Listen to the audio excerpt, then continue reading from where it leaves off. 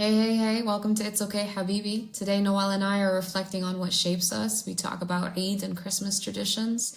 We talk about travel plans, the rise of AI, and the ethics in using AI for creative projects. And then we also talk about the systems that we learn from and why it's so important to question the people who are teaching us because their worldviews were shaped by systems too. This one's about rooting for ourselves in truth and choosing to evolve with intention. Let's get into it.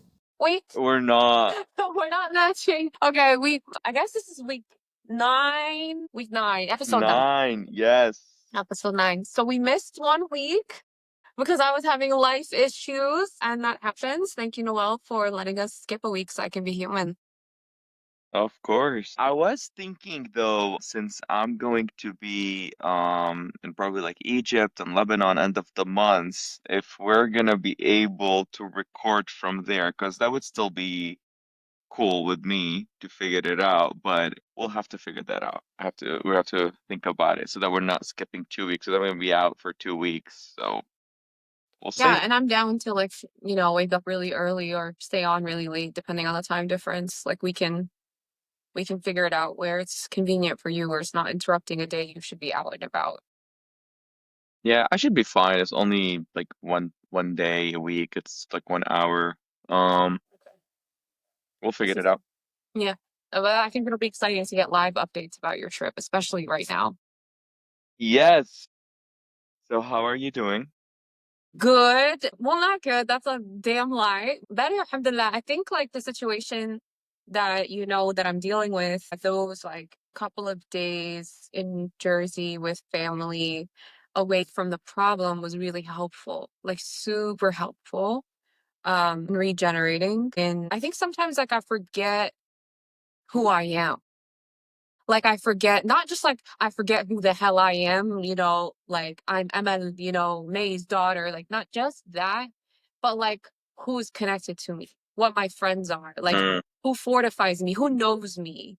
And then when they see me, they can call out like what they're seeing and what my medicine mm. is. And it's just really helpful, I think, to go home, right? And on our conversation of home we had talked before about like it being like maybe a bunch of memories, but I think going home has expanded its definition just now for me in that like it's the people who can tell me who I am when I forget. It's called back to like what episode 3 when we were talking about home. I guess it's just evolving with time. Yeah.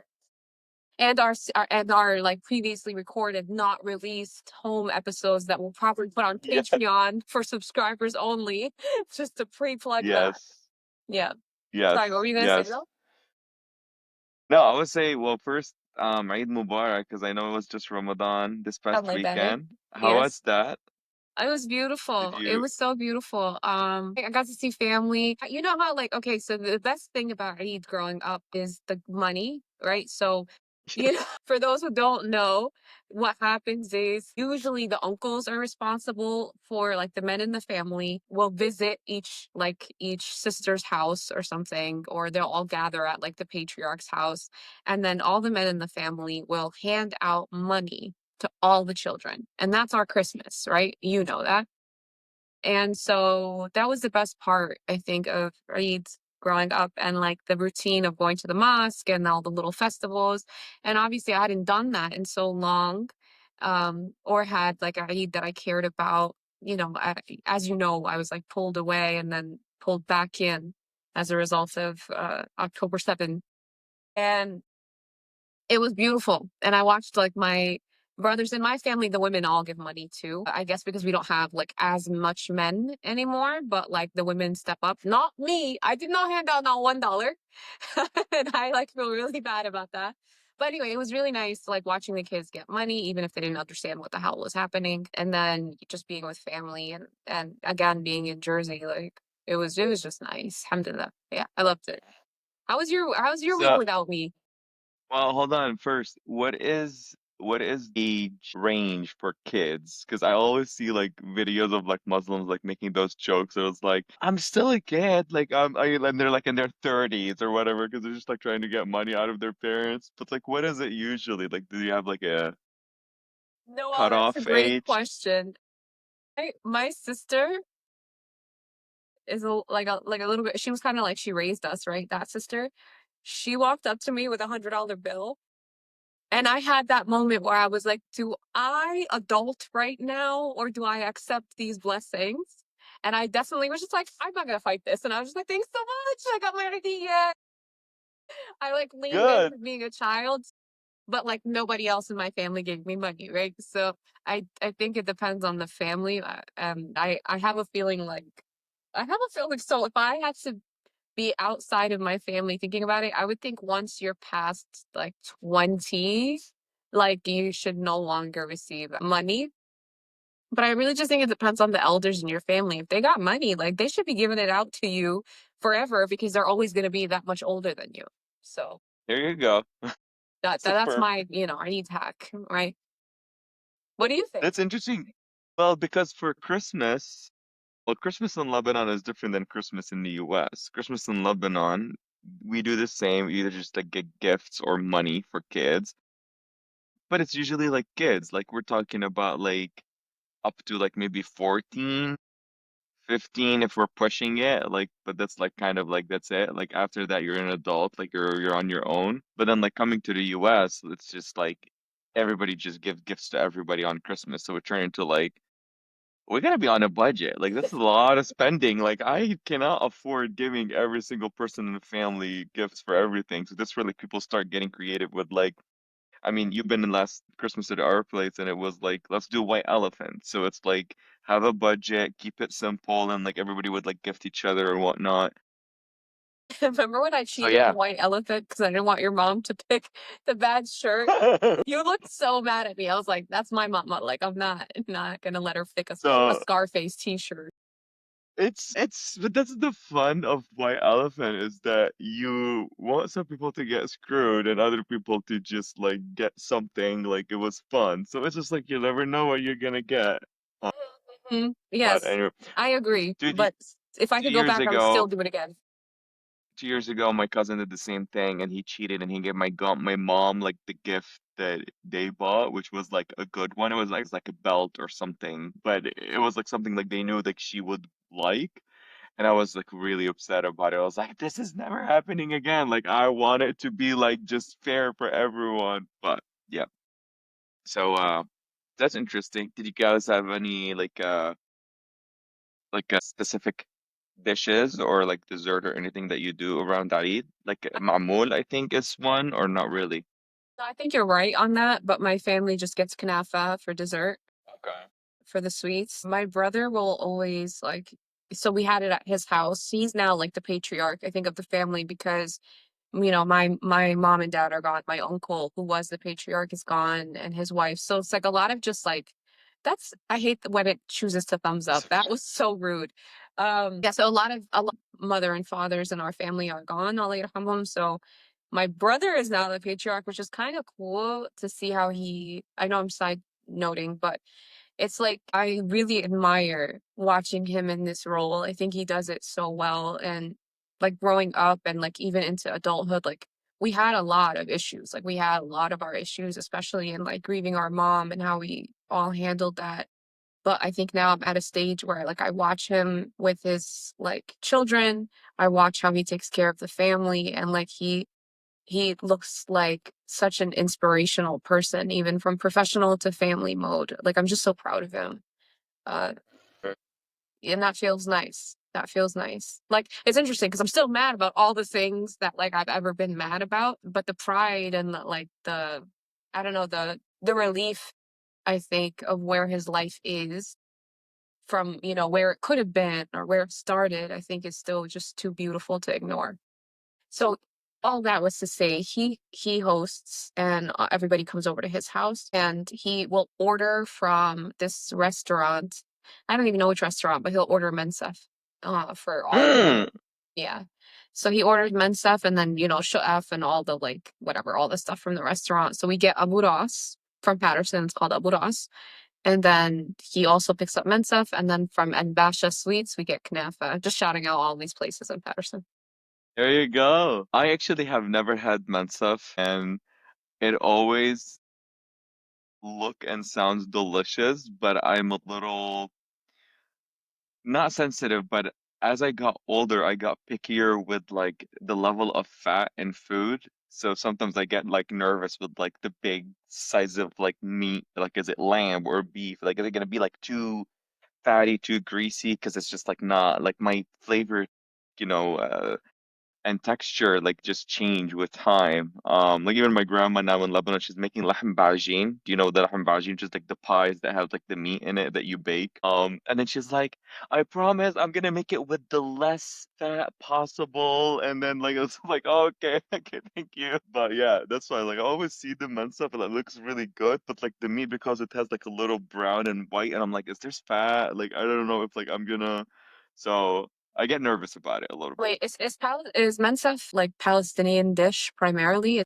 I think it's a Palestinian slash Jordanian because a lot of Palestinian, emigrated to Jordan too. But it's popular in like those two countries mainly. It's not a Lebanese dish. Like I've never had it in Lebanon. I'm sure people make it, but it's not a traditional one. The next time we go out to dinner, maybe we can go to the olive tree here in Tampa. And then like I always get the mensaf and my sister always gets the mensaf. So maybe if you feel up to it, you could try it from our plates and that way you'll at least try it without any risk. Okay. Because it's really Is it good. lamb? I think so, yeah. But I'm not Okay. sure. I'm not positive. I mean, I eat whatever's on the plate, but I think that should be our next adventure is to go to the olive tree in Tampa. Okay. I never been to Olive Tree, so I want to do that. Okay. It's like I'm out here Sign promoting all these businesses. I better get some commission. as you should. They're great places. Yeah. Um, so that's good. So that was a good heart-filling weekend. Yeah. What are you looking forward to Nice. in Lebanon? I know you said grandmas are you said grandma? Who's cooking? Lot. Yeah, my grandma. Yeah, okay. So We call yeah, it teta. what are you excited about? Do you say teta too in Arabic for your grandma, or do you have something else that you say? We said teta. Yeah. Teta, okay. Because like there's different. I think like Syrians they say TT. I don't know about Egyptians, but anyway, it changes for countries. I'm looking forward to so much. We're doing Egypt. It's been like so like on top of my list. So I'm like really, really excited about it. We're doing a lot of like the pyramids, museums. We're doing like a safari trip, like in the desert, like a whole day of that. Like I cannot wait. So that's like the first couple days. I think we're gonna be like about a week in Egypt and like a week and couple days in Lebanon. And then Lebanon, we already have like the whole plan. So first night we're sleeping at my grandma's. She's making the lahm bajin the next day for lunch, but we're like gonna do breakfast at my other aunt. We're gonna go to the specific bakery that I used to go to, grab some pies, go visit my aunt, which is like my dad's aunt, like my dad's sister. Um, and then go to grandma's for lunch, and then we're traveling to Egypt. And then coming back from Egypt, and then we're going to sleep on my other aunt on my mom's side for a couple of days, and then go back to Beirut. It's just like a whole thing. So, so much Possibly family. possibly invasive question, but like there you said you're staying with your grandma or like you're visiting all these aunts. They've all met and they're totally okay with him. They're fully okay with you and your partner both staying there. Yeah, yeah. It feels good.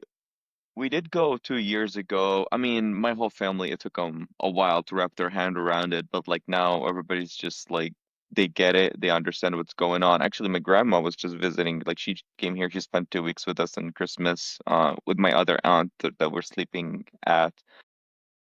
So we're just doing a couple days there, a couple of days like at my aunt, and then we're gonna go to a hotel for like the last week in Beirut, close by, because I love the family, but I've learned my lesson with time that hotels are needed because sometimes at the end of the night you just need to be separate.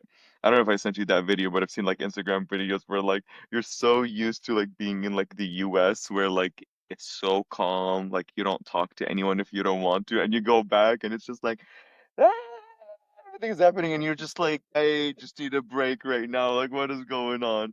So I could picture it being like that. So I'm like, okay, I can do couple days, and then like we'll just go do like, 5 days in like a hotel. That way we can at night separate and then see you in the morning or whatever. So we're doing a mix of that. And then the last weekend before we leave, it's actually my niece's first communion, so we're doing that on the weekend and travel back. So excited. I can't Can't wait. wait to hear about all the stuff that you do. I want to like, I wish I could go with you guys. I need people to like, donate to my life fund. Well, it's happening again, so we're probably gonna go again next year. So maybe we'll plan it for next year too, that you'll come with us.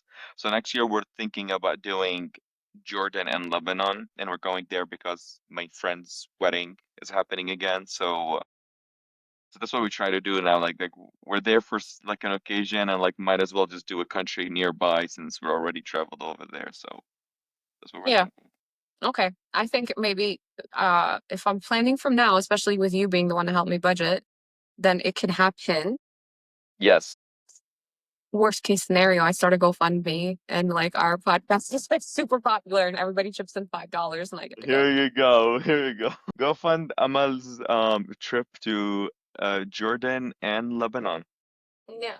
We can Here you make it go. emotional, like a trip home, like I'll stop in Palestine and deal with some abuse and then like Here you record go. it. Like Here you go. we'll do whatever is needed. Yes, Yep. okay. So cool. My brain farted. Yeah. That's kind of my plan. I do have a couple things to talk about. So remember I told you I started this kind of like group thing where on our Instagram where I'm saving videos and things that I see and I was like, oh my God, I just need to talk about this with Emma. So that's kind of where I'm picking up my topics from. So one of the things that I wanted to get your point of view on is AI versus human art. So I'm gonna butcher that name. Do you know Studio Ghibli or Ghibli? I'm not sure if you know what I'm talking about. Okay. So it's like a sort of like an anime, I guess, or like maybe just like cartoon or whatnot that they do illustrations. So I don't know if you saw that, but like it's been like blowing up over the last couple of days because they're upset about how AI is taking over and people are using AI so what are your thoughts on this? Because I had a conversation with a friend yesterday about it and I'm curious what you think. So to be clear, is the question like what do I feel about AI taking away jobs from artists and being a threat to artists? Well, the conversation that I had with the friend was about is this ethical or not? And if people should be utilizing AI or not, especially when they're creating art. And when I say art, it could be like writing book, doing illustrations for their books, because you know what I'm talking about, because that was the point that we talked about. And even just like people just using it. Like I saw a couple like Middle Eastern people that I followed that were like, can someone just help me make that cartoon for my face like you guys are all doing? People were like, oh, you just go to ChatGPT, just say make it similar to like Studio Ghibli's images or whatever, and then it just transform it. And then now scrolling through, you can see people are upset. So I guess where do we draw that line, or is it ethical or not? I think it's not black and white. I do think there's a lot of gray here. I do also think that the guy who came out and was like, there's copyright issues with ChatGPT and they're not following copyright law. And then all of a sudden he was found on a live. He was the whistleblower for OpenAI, basically. So I do think just the fact that someone's saying So hold on, for people who don't know, can you expand a little bit more about that story? that's all I know is that there was a whistleblower from OpenAI, I think, Sam Altman's company, and he said that they are breaking copyright law. And so, like an example might be using Studio Ghibli's whatever style and saying, "Hey, create me images in their style." Well, you're literally ripping off their like niche look and design and pulling money from them and pulling money from that artist. So anyway, apparently that could be illegal, right? And so he whistle blew and then he was found dead. And the autopsy, which I saw an Instagram post on this, so I'm just like repeating the Instagram post. So you gotta go check the facts on the rest of what I'm gonna say. But the Instagram post said that the autopsy was done in 40 minutes and like the independent head scan showed a second bullet in his head. The last known camera footage from when they saw him going into his apartment, the guy who supposedly unalived himself, you see him, he's walking in with food from takeout. And any other entrance to the place, the cameras were like mysteriously cut off around the time that he was gone. And so clearly, this is looking like a Boeing whistleblower scenario that someone did not want him to keep talking. So I do think that that's relevant when talking about ethics here, just because someone was pointing out that there's something deeply unethical happening, and now he's not here with us anymore. So that line for me probably starts at the end of his life. Like it should not be like something that we're covering up and stealing people's original mark kind of thing. Uh, Where it's gray for me is I do think, as someone who like is publishing a kid's book and used a lot of AI to say, hey, I would love to see like a little brown olive skinned boy sitting next to a tree, and then having it send me back that image and then using it put a lot of power in my hands as somebody who cannot afford an illustrator, as someone who cannot uh-huh. illustrate. So it allowed access to me that a certain class of people only have. And so I don't want to lose that. And so I just think that it's up to the systems, the AI systems, to come up with that, to not just come up with that standard, but fulfill that standard. So, for example, that copyright issue, that should be something that people are looking into and fixing, because I don't think artists should be robbed. And the last thing I'll say is, like, as an artist, as a writer, people have been wondering that about writing, right? Like, oh, it's stealing all of our writing jobs. No, AI can definitely, like right now, if I go type, take my poem and turn it into a Dr. Seuss version of the same poem, or Eminem or whatever, it's going to do it. And so it could copy people's style easily. But I do think, like, as a writer, I'm not worried about my ability to produce original content. It's not going to run out because AI can Uh-huh. copy it. Like, I'm still uniquely original, and AI is not going to be able to be born in Jerusalem, travel to the US, and have all of my life. And so cannot have my voice, my brand, my anything. And I guess that's where the copyright comes in when people imitate me. Yeah. And I agree with you because that's the conversation that I was having yesterday with that friend. And we were talking about that. And there was like this kind of back and forth struggle of like, where do we draw that line? And like, for example, as a writer, I don't want to be using AI because like one of the things that I was pointing out, for example, like my mother-in-law, she always like wanted to write like an autobiography or like something related to like psychology and whatnot. And then Well, her we autobiography would be so interesting. exactly. We said, we're like, hey, I know you don't have the patience to sit down and like write and do the editing, or like even like maybe the financial mean to like hire someone to do like blah blah blah blah blah. So we said we found like this prompt that you can use with like let's say ChatGPT where you can say, hey, ask me 10 questions about this, and that. And then you would answer the questions. Like you can just send them like a voice note. So you don't have to be like physically sitting down and writing because, like, she's got back pain and whatnot. So it's kind of harder for her. But like still give her that opportunity to be able to still do what she wants to do, which is writing that book but using that way, and then ChatGPT would like redraft it for you based on like the voice message. So it's still her experience, it's still her ideas, her words. I mean, the words could be edited. I mean, a lot of writers that I've seen, even like superstars that I've read like their autobiography, when you hear the interview, they say like, actually, these are not even my words. People are like, you write like this? I'm like, no, no, no. We just scramble whatever on papers, we send it to editors, and then they just rewrite all of our English. So it always happens.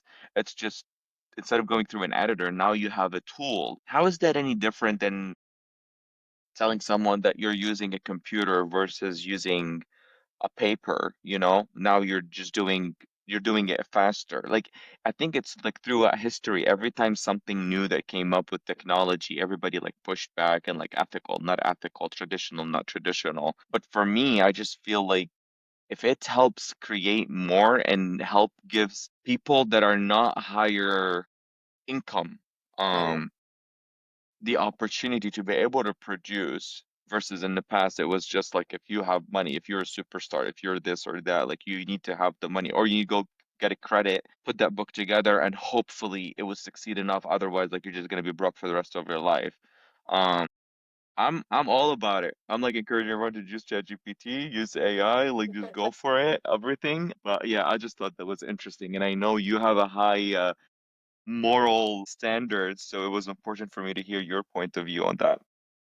Thank you for asking. And I also just want to add like a caveat, right? Like as a marketing professional, one of the things that I do for work is work with ChatGPT and like any AI, like you said, as a sounding board, where I say, like how you said that your mother-in-law could just be like, "Hey, ask me questions. I want to write a book about this," and like it is there to like be your partner and help Hmm. refine. And then she could even say to it, like if she's using like voice record or whatever, and then she sends like the way she speaks, she can say to it, like, analyze the way I speak. And when you write, can you like write these thoughts and write this specific story in the way My you think I style. would present it? Yeah, I think that's beautiful because it's also unlocking that for her. And then I think, like, as for working professionals, do not lean into AI as though it is the entire solution, because something that I now, again, as a marketing professional, am recognizing is that AI is not really changing the way that it speaks. And so I can easily identify when I'm looking at LinkedIn and articles and writing, oh, yeah, AI wrote this. Right. And I know they have like tools online that you can put in and see how much of it is actually AI written, but I can just by looking at it know which words AI is overusing, the format it uses, how it's using emojis, and I'm sure many others can do the same. And so, if you're trying to portray an authentic voice and you really want to get your voice out there, it's important to just use AI as that brainstorming partner and not as the final product, because you're robbing yourself of a chance to get your actual voice out there, and you're going to just like fall in with the crowd. You're just going to be another you're just going to be falling with the noise. You're not Hmm. going to stand out. So if you want to stand out, I think again that human factor is needed to be added back into the writing, and that's a lot of what I do at work. Is like I will add our voice back in. That's a very, very, very good tip. Because I notice it a lot, and like sometimes, like as like AI is like writing something or whatnot, I'm like, rewrite it informally. Like I just have to like say something where like this is very like we're not corporate. Like it's just very, very corporate. But yes, to your point, I could see that we're just like sometimes it feels like seriously like I'm just like reading a news article now. So um yes, that is a really good tip. And I do like your suggestion about analyze my style and maybe rewrite it using my style or whatnot. I mean, I do have to admit as well, someone who English is not my first language, I have been feeling that AI has been helping me a lot, saving me so much time, like during my corporate job on even my personal life. When I first moved here, I worked so hard on my English to blend in and fit in with the people so that people cannot pick up that I'm like an immigrant. Now that I'm working through my journey, I care less about it. But with that said, I remember spending so much time going on Google. How do you say this conjugation verb? Like literally spend so much time to rewrite an email because I wanted the English to sound right and I couldn't find the right English words to use. So AI has been really helpful for me in that way. But I do use like different prompts of like, my style informally or whatnot so that it just stays for you. But Not just that, I'm but on like the I AI. want to kind of pick on this point for a second, because I think this is where you and I also have had conversations about like your style when you are creating your videos and your branding. Is like I love very much even your, for like the sake of this conversation, flawed way of talking, right? English. Mm, Any of your mistakes, just your accent, any of the mistakes you make, it all is a part of like when I talk to you, I remember who, like, it makes me feel like, oh yeah, he's Arab, like, and that makes me feel connected to you. And I know you want to assimilate more. You don't want to have like, again, like, how do I conjugate? You don't want to sound like uneducated in any way. But I just think, like, again, part of your story is exactly your voice, exactly the way you say things, exactly the words that, my mom used to say things like, oh, don't do that, it's unlegal. And like we would all laugh about how she didn't know the word illegal. And so anyway, I just wanted to point out that that's another factor of voice, to an extent, that we should hone in on, appreciate, and it helps us find our people. I agree. And I think this has started, October 7th started that journey for me to accept more myself, be in tune with myself, because this honestly is coming all from my Palestinian side that I've been hiding my whole life, even living in Lebanon. So I, even within Lebanon, because I was like trying to blend in and fit in, like you, when we talk, you're like, even like sometimes like, poke on like my Lebanese accent words or whatnot because we say Benadura instead of Bendura or whatnot. So like stuff like that. But I do have to agree because I worked so hard on like not say that because I remember my dad who all his life he used to say Bandura and then people would have made comments in Lebanon on that. It's like Bandura, like no, it's Benadura because in Lebanon. So I was like just trying to fit in and blend in. So like my whole accent is like completely Lebanese. I do understand Palestinian other, but like it doesn't come to my mind because I was just like I'm just so like in it. But that's kind of how I like learned. Like since I was like a young kid, I always had to like blend in and fit in. And now since October 7th, I'm like getting more in tune with myself. Like even my mom noticed that she was telling me, she's like, you like 10 years ago when you moved here, like you will not listen to Arabic music. And like recently, like you're listening to a lot of Arabic music. I started to look up Palestinian music, especially like Arabic traditional old ones. So yeah, I think I'm just allowing myself to discover myself. And now I really genuinely don't care as much as before. Like even like my husband sometimes used to make sometimes comments like correct my English and in the past I used to be like, thank you, like for correcting my English. Like I was really open for it and I want it to be correct because I wanted to speak the proper English. And now I'm like, don't correct my English. Like like like literally, I'm like I speak three languages and that's okay. Like Yes, that's yes, where I'm leaving it at. I So love yeah, that. we're yeah. And I'm also leaning like one of the things I was so proud of this year is that like never in my life was my top five of the music. You know how it gives you like Spotify Wrapped, Apple Music Wrapped.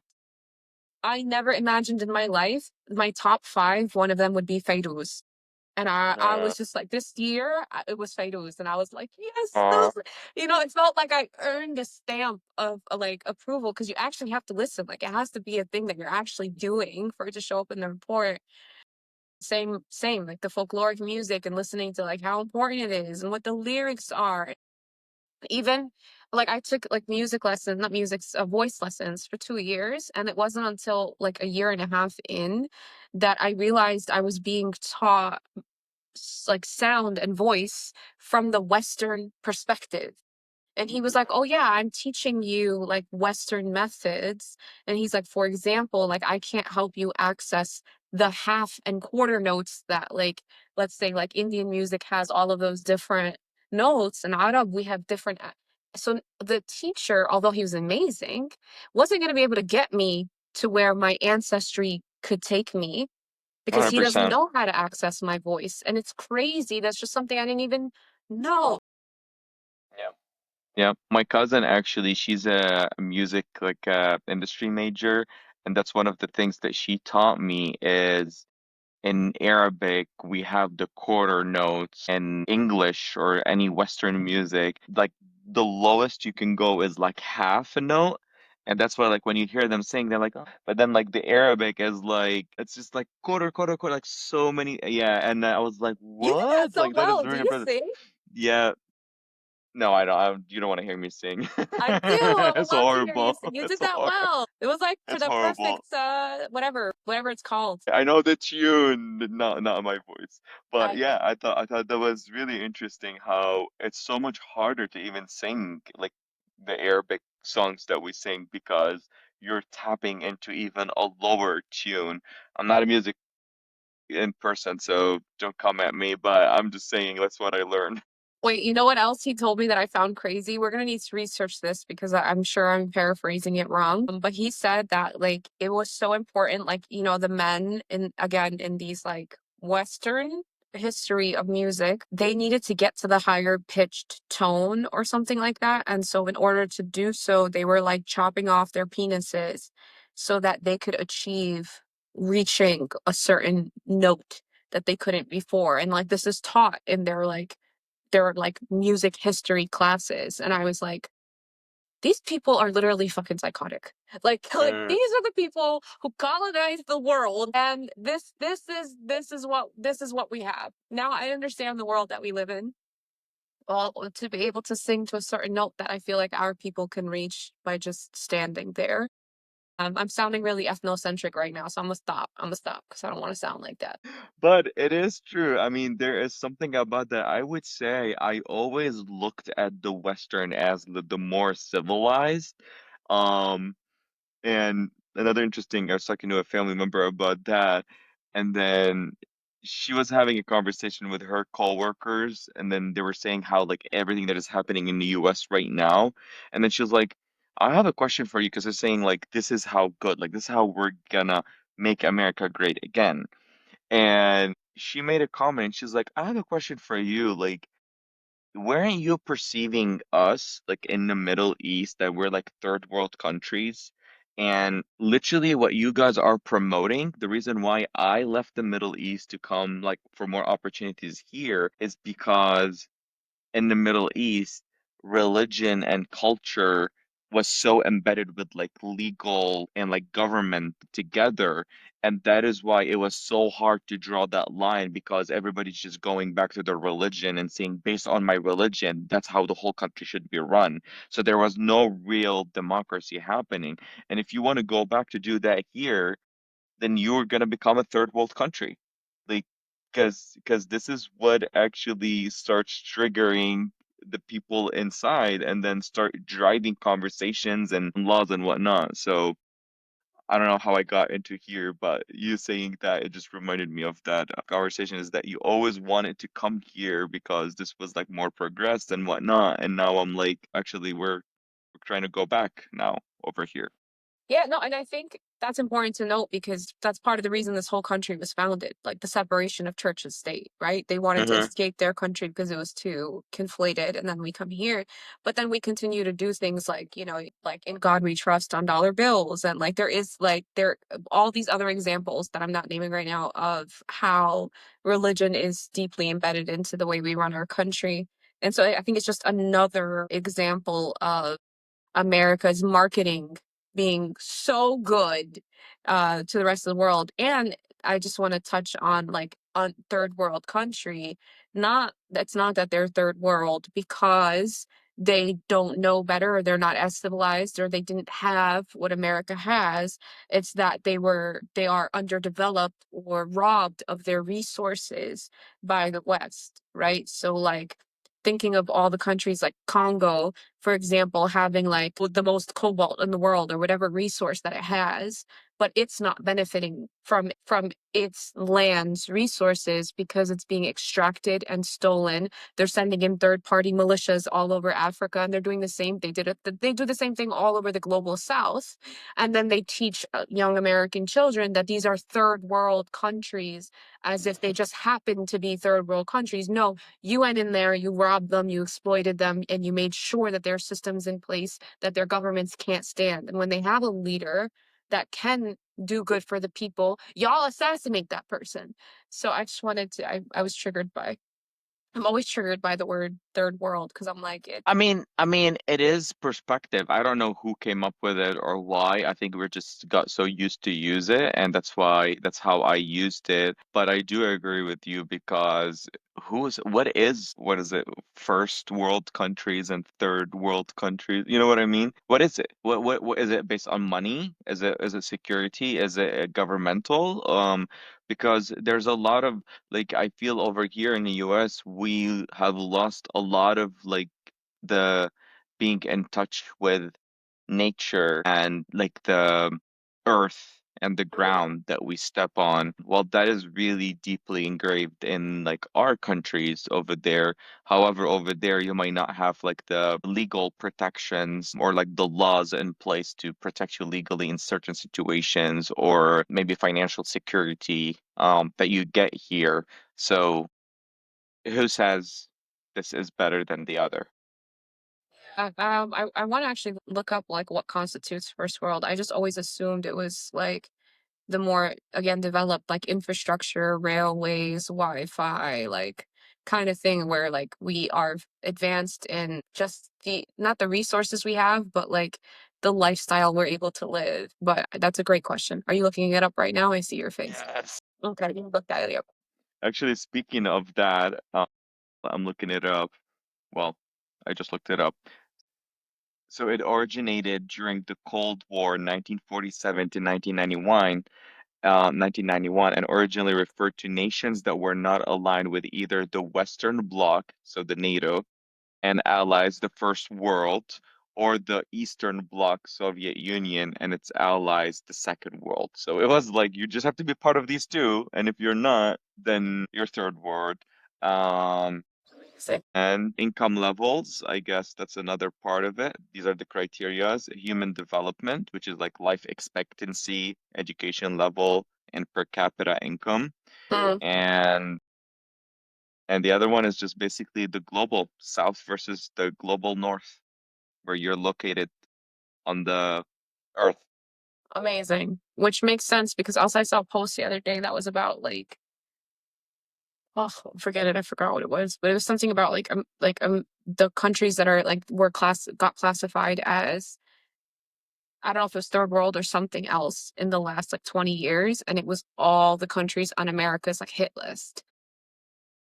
Like Afghanistan, whatever. So I think it just goes in line with like, what is our expansion plan?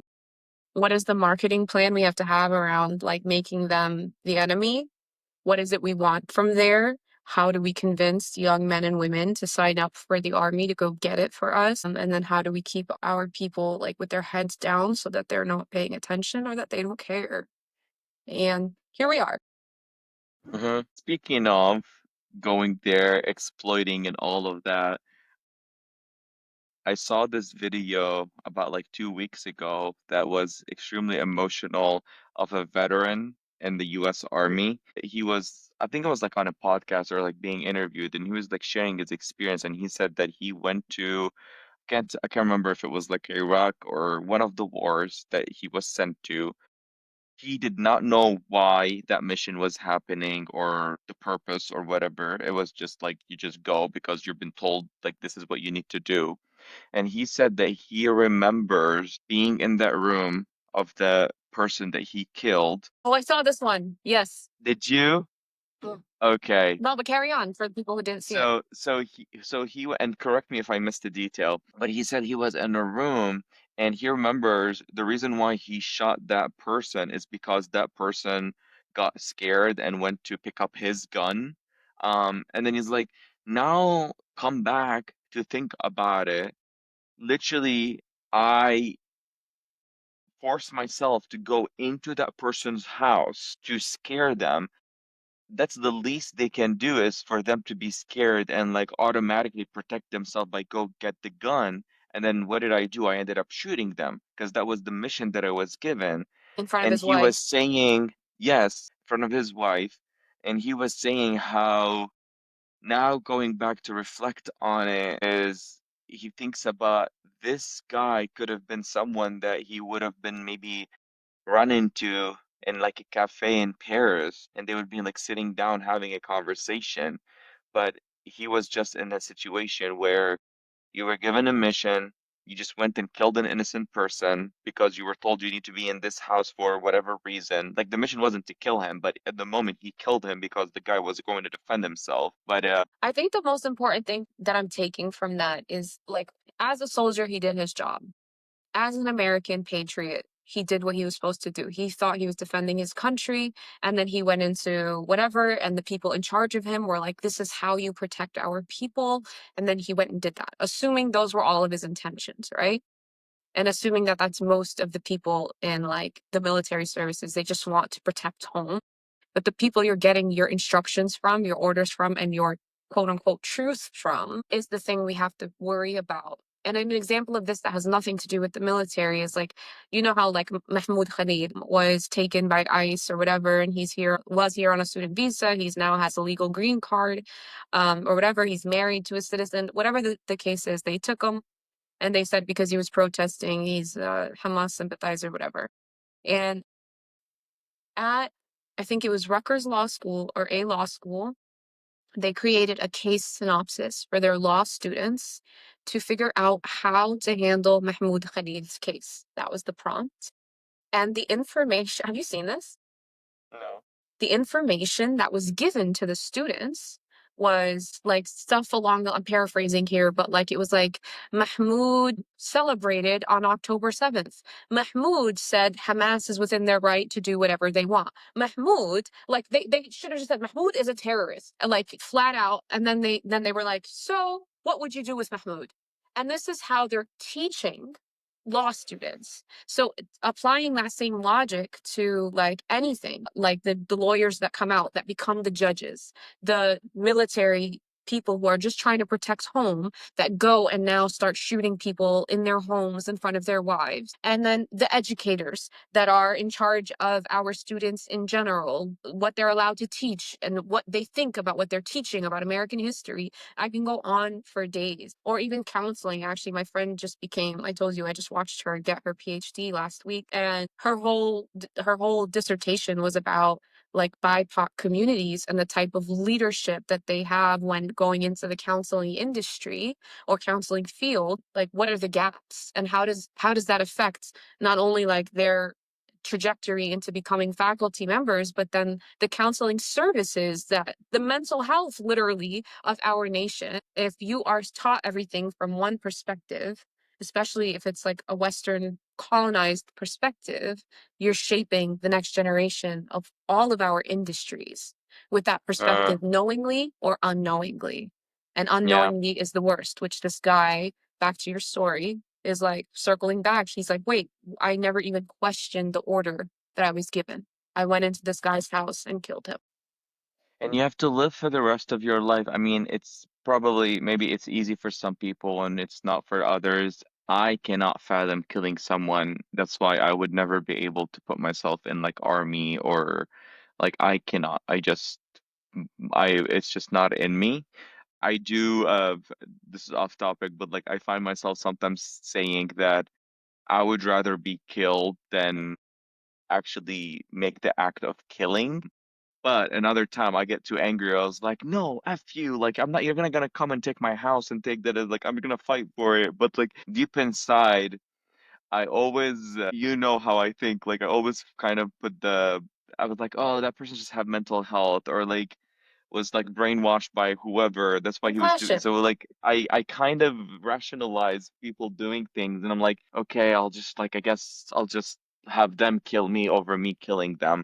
I also want to point that because that's how your brain is right now, right? And I think like I even saw this, it might have been in the Black Hawk Down documentary about like what happened in Somalia some decades ago. And I think the army personnel guy, whatever, he was talking about how his training was. And part of their training, and I hope somebody can comment and correct me if I'm wrong, but like part of their training is they kind of remove their human aspect. They strip you down of all of the things that make you human mentally so that you become a order following machine. Yeah. And so like Noel right now is compassionate, but if somebody puts you through months of hazing, you may not be the same person.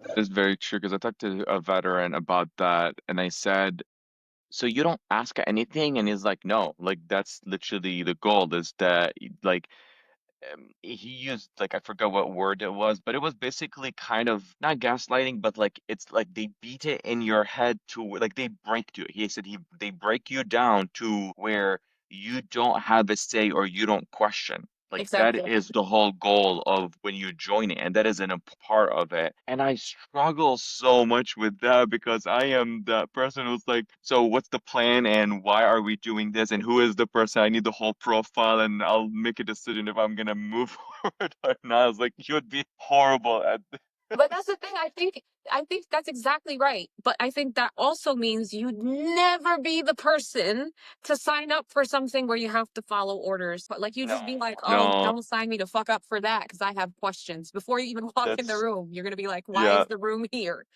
So no, you just I have to, and I think that's why I love you so much. Is like even when we don't see, well, especially when we don't see eye to eye on shit, you'll be like, why do you see it this way? And then like we'll talk and talk and talk with respect for each other's perspective and like understand each other, but like you question everything.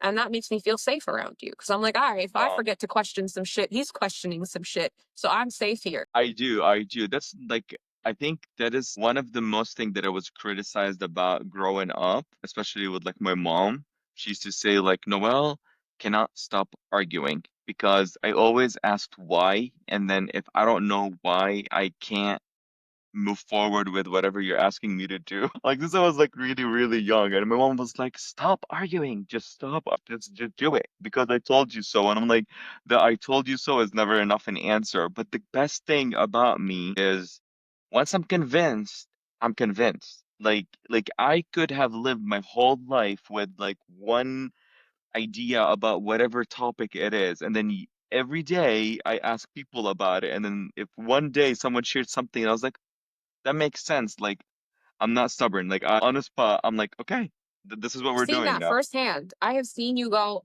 that's something I didn't consider. Like you remain open for change and for growth. Yep.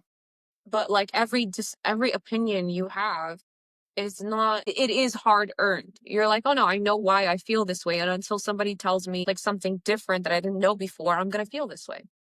But you're always open to Sure. change. But I Yep. also want to connect, like, I don't think, and this may be a tangent that we're not going to go to into today, but like abusive relationships kind of have the same, right? So just looking, obviously love your mommy. I'm not saying it's an abusive relationship, but it's just an example of parenting, right? They Uh-huh. wanted you to stop asking why. And so maybe they say, like, now this is not your situation. Stop asking why. Then you keep asking why. Then they hit you. Then they take away dinner. Then they break you down until you learn, don't ever ask why again. And then you become the kind of adult who's afraid to ask questions. Uh-huh. You know, and so, and that goes like, I'm just connecting it to the whole like the possibility of that's how military gets trained or whatever. Again, don't know, but just the whole concept of like break you down to build you into the more palatable, more agreeable version of yourself, or more obedient version of yourself.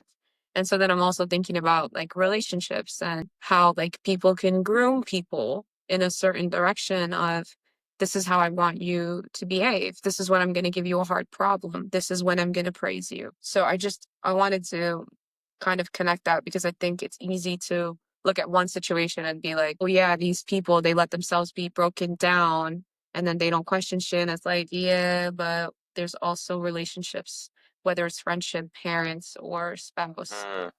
that are the same type of way. And you just don't notice it happening. And so I don't think these people notice for the most part that they are losing self. That's it. It's just making a bigger point. You know, I do. That is a really good point because I always struggled with patriotism myself and like the idea because my belief of like I'm Palestinian and Lebanese because like my mom is from Lebanon, my dad is from Palestine, but who says so? Like I could have been born like I know who said like this is how the world works and I understand this is how the world works. It's just a philosophical idea in my brain is that I feel that I am more than just that.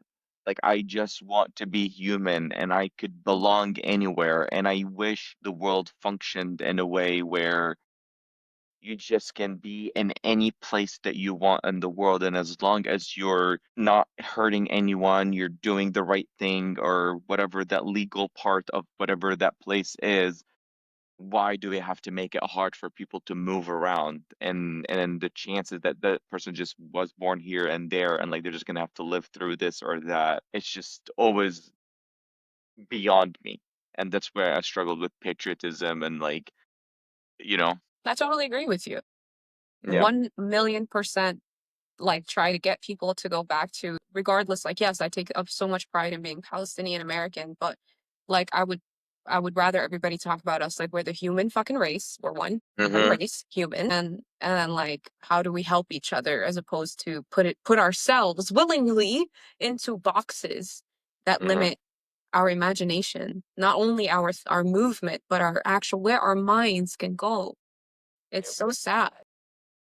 And even though like I haven't been to Palestine myself, and to be honest with you, I haven't had like emotional attachment to Palestine as a land myself because I was born in Lebanon and I was like learning to hide that part. So I was the furthest out of it. My biggest, like on October 7th, what happened, it was this years of me growing up being close to Palestine and hearing over and over the stories and genocide and massacres that are happening over and over again. It's a human thing.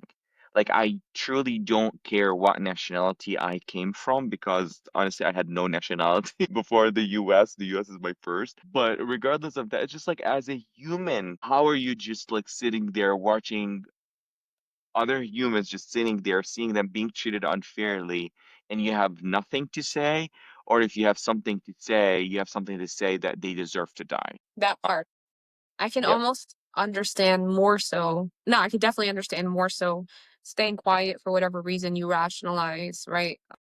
But like knowing that is wrong and then still, and then doubling down on like, well, if you were over there, they'd stone you, so they should die. It's like, shut the fuck up. But I actually, on that note, because I know we're about to end, so I just kind of want to give a preview of what I think we're going to talk about next week Okay. is Mel Robbins' Let Them Speak theory.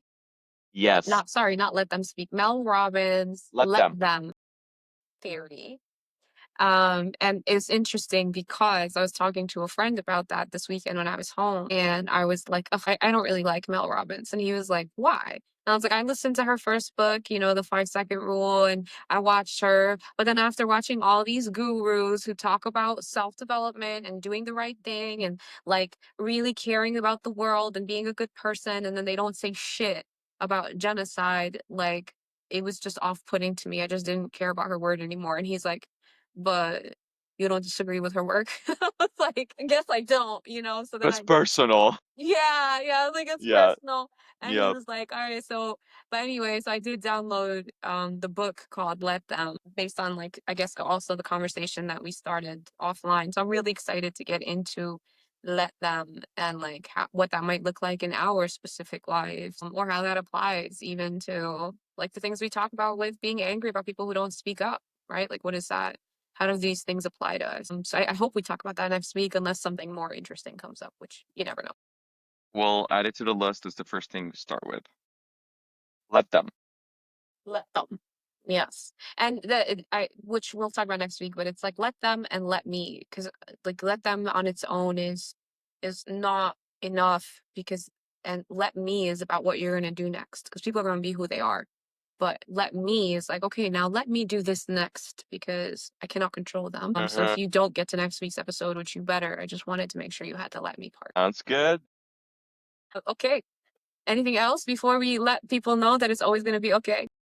No, I think that's okay. It's okay, Habibi. We're on episode 8. Thank you so much for listening. 9. Yeah. Episode 9. Wow. Are we at 9? I think so. I'm pretty You're positive. right. Episode 9.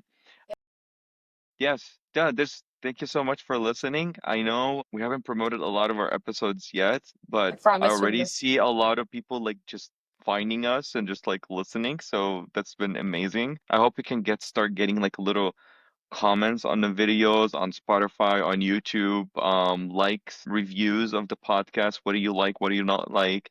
Topics and whatnot, and just start interacting with people. And me and you will talk offline because we need to have a due date to start putting Yes. videos out there. So we'll do Yes. that. But otherwise, if you made it so far, thank you so much, and we'll see you on episode 10. We'll see you in episode 10. It's okay, Habibi. Okay, bye. Bye. Thank you for listening to this episode. If you enjoyed this conversation, please consider leaving a comment and a review. It helps us improve and reach more people. We're all just trying to figure it out one conversation at a time. So go easy on yourself, trust the process, and remember, it's okay, Habibi.